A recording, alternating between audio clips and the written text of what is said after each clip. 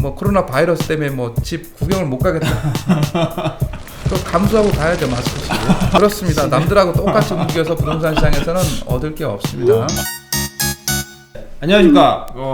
매일경제신문 디지털 컨텐츠부 추동 기자입니다. 오늘은 부동산 대신 물어드립니다 코너를 시작하겠습니다. KB국민은행 부동산 수석 전문위원 박합수 의원님을 모시고 하반기 집값이 어떻게 될 것인지, 저희가 집을 사야 되는지 말아야 되는지에 대해서 한번 여쭤보도록 하겠습니다. 의원님 모셨습니다. 안녕하십니까.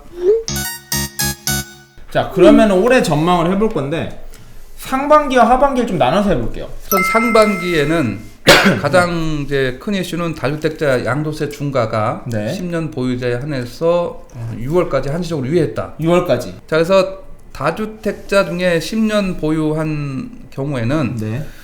계속 가지고 있을 경우는 종부세 부담이 워낙 세금 부담이 커지니까 강하기 때문에 그걸 사실은 고민하지 않을 수가 없는 상황이고, 일정 부분 매도로 그런 방향을 정한 수요자들이 많이 있어요. 많이 있나요? 그럼 실수요자 입장에서는 6월까지 기회가 또 올 수도 있다는 말일 수 있겠네요. 자, 그래서 제가 이제 설날 이후에 네. 일정 부분 좀 매물이 나올 것으로 예상을 해볼 수가 있다고 했고, 네. 이게 이제 6월인데 사실상 매물이 집중적으로 나와야 될 타이밍은 이제 4월 정도예요. 4월이요. 4월, 5월 정도, 늦어도 5월 정도는 나와야 돼. 왜냐면 네. 이게 6월까지 판다고 해서 6월 말까지 등기만 이전하면 끝나는 게 아니라 뭘까지 생각해야 되냐면, 우리가 파는 이유는 결국은 이제 보유세 부담 때문에 파는 그렇죠. 경우가 또 꽤 네. 있는 거니까, 그거를 올해분을 안 내려면 6월 1일자 기준이죠. 5월 31일까지 잔금 받고 등기 이전해야 된다. 해야지 이제 보유세를 안 낸다. 그렇다면 늦어도 3, 4월 정도, 아주 최악의 경우는 5월까지는 내놔서 하겠네요. 금매라도 내서 처리가 돼야 될 부분이다. 사실 5월에 해도 6월까지는 뭐 일상적인 그런 잔금 기한으로 충분히 들어오기 때문에 그렇죠. 4, 5월에 상당 부분 매물이 나올 거다. 그럼 4, 5월에 네. 실수요자 입장에서는, 이제 수요자 입장에서는 또 살 수 있는 그럼요. 매물들이 일정 좀 나올 부분 수 있다. 조정된 조정된 물건은 가격이 실수요자 위주로는 관심을 가질 필요는 충분히 있겠다. 말씀을 드릴 수가 있습니다. 네. 그리고 이렇게 이제 매물이 나오면서 금액별로 좀 차별화될 경우는 있을 수 있을 것 같아요. 여전히 수요층이 몰리는 뭐 9억 원 이하 네. 이런 중저가 물건에 있어서는 그렇게 가격이 떨어질 가능성은 좀 커 보이지는 않고, 일정 부분 소폭 정도나 되거나 거의 안 되는 지켜지는 선으로 갈 것 같고, 강보합세 이상은 좀 유지가 되지 않겠나 이렇게 네. 좀 예상을 해볼 수가 있고, 네. 9억 초과 내지 15억 초과 이런 뭐 고가 주택은 아파트들은 보합이나 약보합 정도까지도 예상을 해볼 수 있지 않나, 상반기에. 물론 이건 좀 서울 위주의 그런 얘기입니다. 서울 중심의 말씀이시죠. 시장에 이렇게 매물이 나온다는 건 중요한 신호예요. 왜냐하면 그렇죠. 우리가 종전에 이게 주택 가격이 이렇게 급등한 원인 중에는 시장에 매물이 없었기 때문에 한 단지가 예를 들면 1000가구짜리 아파트 단지라고 하면 네. 매물이 한두 건밖에 없었어요. 그렇죠. 특히 재건축 단지 같은 경우에도. 그렇죠. 그러니까 앞에 한 건이 팔리면 나머지 자기 한 건밖에 없는 거죠. 그렇죠. 그러면 확인을 하고 바로 1억을 올려요. 지금 예.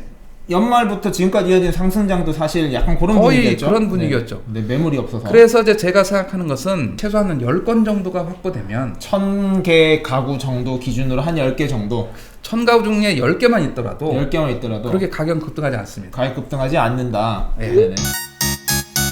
자, 그렇게 하면 상반기 분위기가 그 정도이기 때문에 어찌 보면 좋은 기회라는 말씀을 하셨는데, 하반기에 뭐 전세랑 관련해서 좀 수요 공급에 이슈가 좀 있다고 들었는데, 그 부분에 대해서 좀 설명해 주실 수 있으실까요? 우선 이제 방금 언급한 다주택자 양도세 중과를 피하기 위한 이런 물건이 이제 일단 하반기는 없는 거죠. 그렇죠. 자, 하반기는 이제 다시 한번 원천적으로 뭘 살펴봐야 되냐면, 네. 수요 공급 측면에서 이 공급 부분을 한번 분석을 해봐야 되는데, 네. 공급은 두 가지가 있어요. 우선 순수하게 신규 아파트 입주 물량이에요. 네. 이 입주 물량이 서울 같은 경우 이제 올해가 4.4만 호 정도 되는데, 예, 올해 네. 2020년이 네.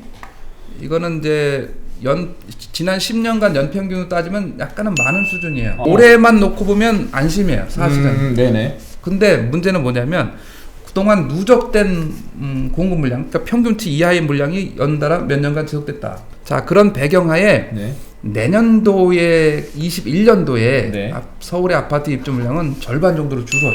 절반으로 준다고요? 예. 그러니까 2만 가구 초반이에요. 거의 절반 정도의 물량이다 보니까 일단은 이 신규 아파트 입주 물량이 급감하는 데 따른 네. 이런 부담이 나타나게 되는데, 우선 내년도에 부족하니까 내년도에 나타난다 이렇게 얘기하면 안 되고, 시장의 현실에서는 네.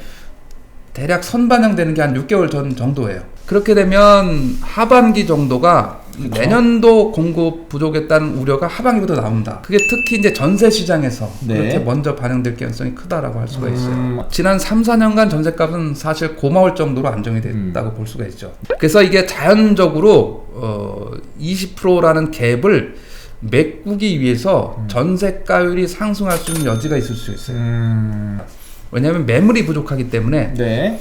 시장에 매물이 부족하고 아파트 입주 물량이 부족하면 누가 우위냐? 당연히 이제 소유자가 우위 시장이 되는 거죠. 네. 그러면 소유자가 우위인 시장에서는 가격에 매매 가격 상승분을 반영할 여지가 있는데, 더욱 우려가 되는 것은 종합부동산세 같은 세 이런 부담이죠. 보유세 부담을 이 세입자에게 전가할 전가하려는 수 있는. 이런 성향이 좀 나타날 가능성이 농후하다. 월세로 전환해서 그렇죠. 월세로 달라고 할 가능성도 있어요. 지금 뭐 저금리 상황을 고려하면 그렇죠. 대출 금리보다도 훨씬 높은 그런 금리 수준이죠. 네. 그리고는 이제 전세 매물이 어떻게 될 것이냐? 전세 매물은 좀 부족할 가능성이 있어요. 그동안 40% 대출받아 사던 사람들이 안 사는 거, 못 사는 거죠. 그렇죠. 이 40%는 다시 전세에 남아 있는 거예요. 전세에 남아 있을 수밖에 없죠, 현실적으로. 그리고 또 하나, 이제는 전세입자가 집값을 사기에는 집은 너무 많이 비싸요. 맞습니다. 지나치게 비싸서 따라가기도 벅차요. 네네. 전세가율을 지나치게 낮으면 자연적으로 그 무게 중심이 이제 매매 가격으로 끌어올려지는 현상이 나타날 가능성이 많다. 그걸 받쳐주는 건 뭡니까? 받쳐주는 건 매물 부족이죠. 그렇죠. 신규 아파트 입주 물량이 부족해지고 시장의 일반 매물, 전세 일반 매물이 없어지고, 네. 이게 그렇게 되다 보니까 자연적으로 소유자가 더 유리한 그런 우위를 잡고 있기 때문에 끌어올려질 수 있는 우려가 생긴다는 거죠. 특히 학군 위주의 지역들에서는 이런 현상이 좀 두드러질 수 있는 여지도 큰 거죠. 전세란이 일어날 가능성이 굉장히 농후한 것이고, 부담을 가질 바에는 좀 상반기에 기회가 된다면 집을 구입하는 것이 조금 더 나을 수 있다. 이렇게 정리를 할 수 있을까요? 대출을 일정 부분 조달하더라도 이 대출 상환 능력, 아까 뭐 말씀드렸던 자금 조달 증빙 이런 게 가능하다면 일정 부분 대출을 조달하더라도 내 집 마련에 나서는 방안이 훨씬 더 유효하다. 어차피 뭐 집을 구경하려면 마스크 쓰고 가면 되는 거고요. 구태여 이거 가지고 뭐 만약 이거 가지고 위축이 된다면 오히려 실수요자는 더 기회로 활용을 해야 돼요. 기회가 될 수 있다. 뭐 코로나 바이러스 때문에 뭐 집 구경을 못 가겠다. 그 감수하고 가야죠, 마스크 쓰고. 네, 뭐 그렇게까지도 각오를 해야 얻을 수 있는 거죠. 기회로 활용을 해야 돼요. 역발상을 항상 해야 되기 때문에. 집값이 어떻게 갈 것이에 대해서 잘 정리해 주셨습니다. 앞으로 궁금하신 내용이 있으시면 언제든지 말씀해 주시면 잘 수합해서 전문가분들께 직접 그 대답을 들어보는 시간을 계속 갖도록 하겠습니다. 오늘 방송 마치겠습니다. 안녕히 계십시오. 감사합니다.